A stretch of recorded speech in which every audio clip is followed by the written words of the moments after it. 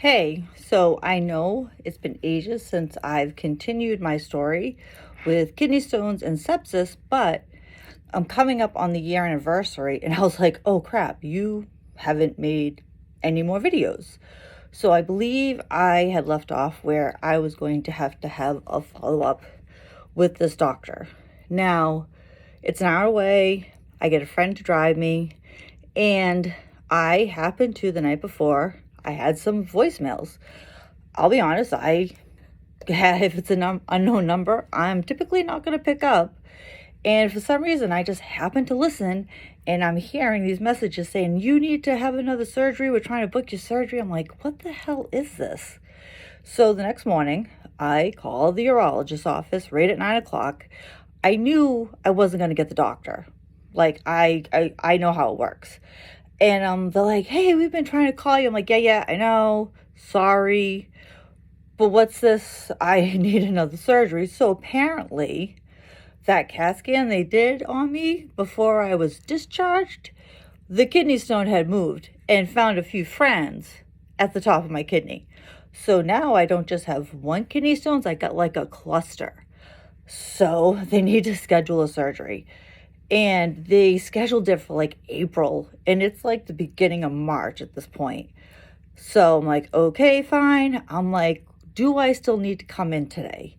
And the girl on the phone, she's like, let me go ask the medical assistant, which is fair. She goes and asks. They come back and say, yes, you still need to come in. So my thought is, I'm going to go. They'll take the stent out until the lithotripsy, right?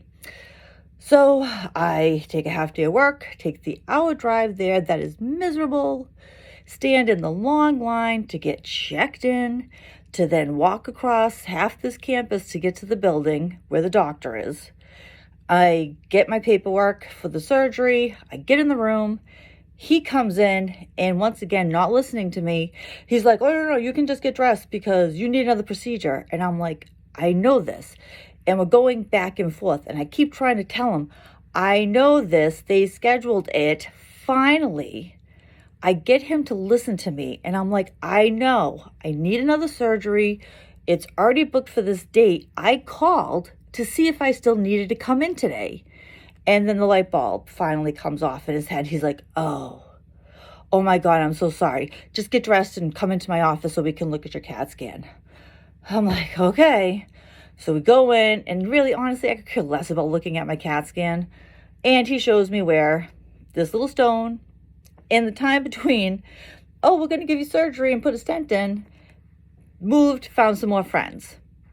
And now I need to have lithotripsy. And he's like, no, that date's too far out. I'm going to get it moved sooner. And I left that building and I could have cried. So stay tuned for part 6.